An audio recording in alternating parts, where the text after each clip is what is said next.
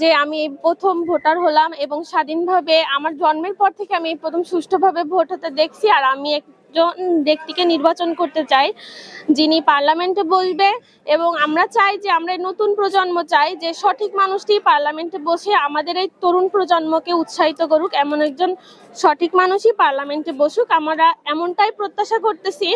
আর আশা করি ভোট কেন্দ্রের অবস্থা খুবই ভালো আছে, কোনো অসুবিধা নেই, প্রশাসনও খুব ভালো কাজ করছে এবং সব দিকে নজরদারিও রাখছে যাতে কোনো অসুবিধা না হয়। আমরা কোনো বিলম্বন ছাড়াই ভোট কেন্দ্রে প্রবেশ করেছি এবং সঠিকভাবে ভোট দিয়েছি এবং আমরা অনেক আনন্দিত এই সঠিকভাবে এই স্বাধীনভাবে আমাদের মতামত প্রকাশ করে ভোটটা দেওয়ার জন্য। আমরা নতুন প্রজন্ম অনেক এক্সাইটেড। আশা করি আরো বছরে আমরা আরো ভোট দিব। আমরা এই তরুণ প্রজন্ম যেন এভাবেই স্বাধীনভাবে ভোট দিতে পারি, এই প্রত্যাশা আমরা যে সরকারি গঠন হবে তাদের কাছেই আশা করব যে আমাদের এই তরুণ প্রজন্মকে যেন সামনে রেখে তারা নতুন সরকার গঠন করে এবং সঠিকভাবে গঠন করে। আমরা এটাই প্রত্যাশা করছি। আসলে হ্যাঁ, প্রথম এবার আমি নতুন ভোটার হয়েছি, নতুন ভোট দিতে আসলাম। ভোট কেন্দ্রের অবস্থা খুবই ভালো এবং আমরা খুব ভালোভাবেই এসেছি ভোট দিতে পেরে, এবং নিজের একটা পছন্দের প্রার্থীকে আমরা ভোট দিয়েছি। খুবই ভালো লাগছে যে বিগত বছরে তো আমরা আসলে নিজেদের পছন্দ মতো কোনো প্রার্থী পছন্দ করতে পারিনি, এবার নিজের প্রার্থীকেই পছন্দ করে ভোট দিয়েছি। এবং আমরা চাই যে একজন যোগ্যতা সম্পন্ন ব্যক্তি সংসদে বসুক এবং আমাদের তরুণ প্রজন্ম এবং আমাদের দেশকে বাইরের দেশে ভালোভাবে রিপ্রেজেন্ট করুক। যেই আসুক যে যেন একজন যোগ্য প্রার্থী সংসদে বসুক, এটাই আমাদের প্রার্থনা এবং প্রত্যাশা।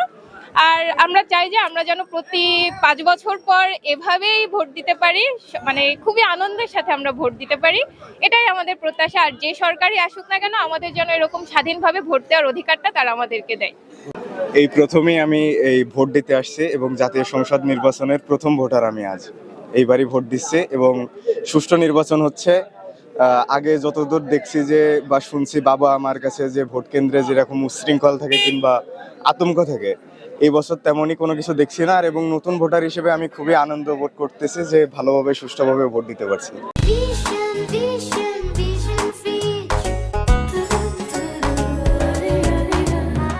সারা রাত টাকার বস্তা, সারা রাত কেন, গতকাল সকাল থেকেই তো আমরা দেশের বিভিন্ন প্রান্তে টাকার বস্তা উদ্ধারের দেখেছি। এই যশোরেও কিন্তু আমরা বিভিন্ন জায়গায় টাকা নিয়ে মানুষকে ঢুকতে দেখেছি, বিশেষ একটি রাজনৈতিক সংগঠনের নেতা কর্মীদেরকে, যেখানে জনগণ সচেতন ছিল, সতর্ক ছিল, সেখানে হয়তোবা আটকেছে, কোনো জায়গায় হয়তোবা ধাওয়া হয়েছে, এরকম এই ব্যাপার।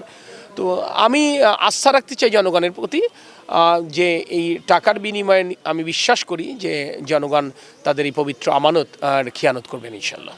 যারা মুখে সৎ লোকের শাসন কায়েম করতে চায়, তারা অসৎ পথে ভোটে জিততে চাইবে, অসৎ পথে জনপ্রতিনিধি হতে চাইবে, সেটা তো কোনোভাবে কাঙ্ক্ষিত নয়। এমনকি এক পরিবেশটা এমন হয়েছে যেন মনে হচ্ছে এটা ঈদের দিন, ঈদের মতো খুশি নিয়ে, ঈদের মতো উৎসাহ উদ্দীপনা নিয়ে আমার এই এলাকার সকল ভোটারগণ এই সকালে ভোট কেন্দ্রে দেখছেন আপনারা ব্যাপকভাবে উপস্থিত হয়েছে।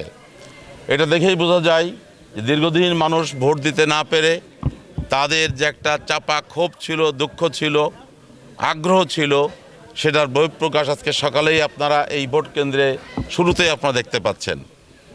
আমি নিজেও এই কেন্দ্রের ভোটার এবং প্রথম ভোটটা আমি নিজে প্রদান করেছি এবং সাথে সাথেই আমার এই এলাকার যত ভোটার আছেন, যত মানুষ আছে, সকলেই তারা তাদের নিজ নিজ পছন্দনীয় প্রার্থীকে ভোট প্রদান করবেন এবং আমি আশা করছি এই কেন্দ্রে যত ভোটার আছে সবাই নিরপেক্ষভাবে, সুষ্ঠুভাবে ভোটের সময় শেষ হওয়া পর্যন্ত প্রত্যেকেই তাদের ভোট প্রদান করবেন, এটাই আমি আশা করছি।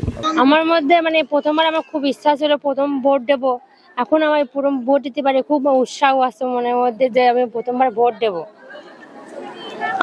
আনন্দ হচ্ছে খুব যে এবার ভোট দিতে পারতেছি। আলহামদুলিল্লাহ, খুব ভালো লাগছে। প্রথমবার ভোট দিতে আসে ঈদের একটা আনন্দ লাগতেছে, খুব ভালো লাগতেছে।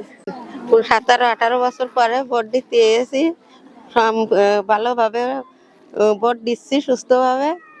প্রথমবার ভোট দিছি, ভোট দিয়ে খুব আনন্দ লাগছে।